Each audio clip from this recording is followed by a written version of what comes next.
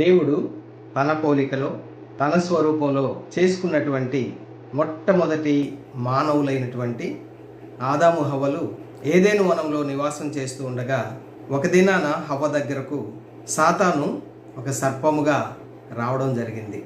ఆ వచ్చినటువంటి ఆ సర్పం హవ్వమ్మలో ఒక సందేహాన్ని ప్రవేశపెట్టాడు.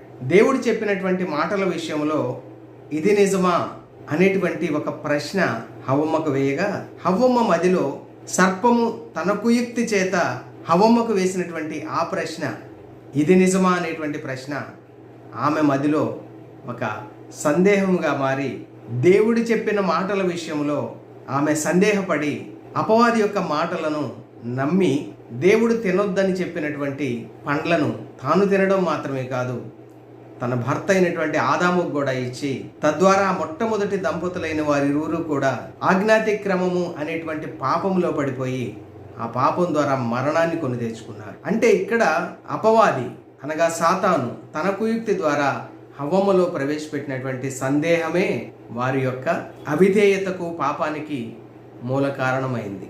అదేవిధంగా దేవుని మాటలు వ్రాయబడిన గ్రంథమైనటువంటి బైబిల్ చదువుతున్నప్పుడు మనం కూడా అనేక సార్లు ఇది నిజమా అనేటువంటి సందేహానికి గురవుతూ ఉంటాం. ఇది అంటే బైబిల్లో ఆ పాత నిబంధన చరిత్ర నిజంగా జరిగిన చరిత్ర, ఆ చరిత్రలో మనకు కనిపించేటువంటి రాజులు నిజమైనటువంటి వ్యక్తులా లేక కల్పిత పాత్రలా, ఈ బైబిల్లో చెప్పబడినటువంటి చరిత్ర నిజంగా జరిగిన చరిత్ర లేకపోతే కవులు తమ యొక్క ఊహను బట్టి చెప్పినటువంటి ఊహాజనితమైనటువంటి కల్పనా కథలా అనేటువంటి సందేహం మనుషులకు వస్తూ ఉంటుంది. అలాగైతే సందేహం రావడం అనేది తప్పు కాదు, కానీ ఆ సందేహాన్ని నివృత్తి చేసుకోవడానికి బైబిల్ గ్రంథమే దానికి సరిపోయినటువంటి జవాబులు కూడా ఇస్తూ ఉంది. ఎందుకంటే 119వ కీర్తన 160వ వచనములో కీర్తనాకారుడు అంటాడు, దేవుని యొక్క మాటలు వ్రాయబడినటువంటి గ్రంథమైనటువంటి బైబిల్ గురించి ఆ కీర్తనాకారుడు ఏమన్నాడంటే, నీ వాక్య సారాంశము సత్యము. అదేవిధంగా యోహాను సువార్త 17వ అధ్యాయం 17వ వచనంలో లోకరక్షకుడైనటువంటి ప్రభు అయినటువంటి యేసుక్రీస్తు వారు కూడా ఆ తండ్రికి ప్రార్థన చేస్తూ ఏమన్నాడంటే, నీ వాక్యమే సత్యము అన్నాడు. దేవుని వాక్యం ఇది సత్యవాక్యం. బైబిల్ గ్రంథంలో వ్రాయబడినటువంటి దేవుని మాటలు అవి సత్యమైన యథార్థమైనటువంటి మాటలు. మనుష్యులు అనగా ఈ బైబిల్ గ్రంథాన్ని వ్రాసినటువంటి సుమారు 40 మంది రచయితలు, అటు పాత నిబంధనలోని 39 పుస్తకాలు కానివ్వండి, ఇటు క్రొత్త నిబంధనలోని 27 పుస్తకాలు కానివ్వండి, ఈ పుస్తకాలన్నీ కూడా అనగా 26 పుస్తకాలు రాసినటువంటి రచయితలు ఆ పుస్తకాలు ఎలా రాశారంటే, ఒకడు తన ఊహను బట్టి చెప్పుడు వలన లేఖనాల్లోని ఏ భాగం కూడా కలుగలేదు, కానీ మనుష్యులు పరిశుద్ధాత్మ వలన ప్రేరేపింపబడి దేవుని మూలముగా పలకడం వలన ఆ పలికిన సంగతులు వ్రాయడం వలన బైబిల్ ఉనికిలోకి వచ్చింది. అంతేగాని ఎవరో ఒక విద్యాధికుడు తన యొక్క జ్ఞానాన్ని బట్టి తన ఊహలను బట్టి చెప్పినటువంటి చమత్కారముగా కల్పించినటువంటి కథలను బట్టి కాక, దేవుని యొక్క మాటలు ఆయన భక్తులు పరిశుద్ధాత్మ వలన ప్రేరేపింపబడి వారు పలికి వారు గ్రంథస్థం చేయడం వల్ల మాత్రమే బైబిల్ గ్రంథం ఉనికిలోకి వచ్చిందనే సంగతి మనం తెలుసుకోవాలి.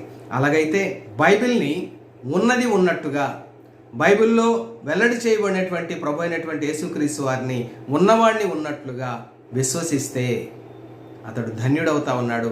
తాను ఆ ప్రభు అయిన యేసుక్రీస్తునందు ఉంచిన విశ్వాసం ద్వారా దేవుని కృప చేత రక్షించబడతా ఉన్నాడు. అలాగైతే రక్షించబడిన విశ్వాసులమైనటువంటి మనము బైబిల్ గ్రంథంలో వెల్లడి చేయబడిన సత్యాలను మనం నమ్ముతూ ఉన్నాం.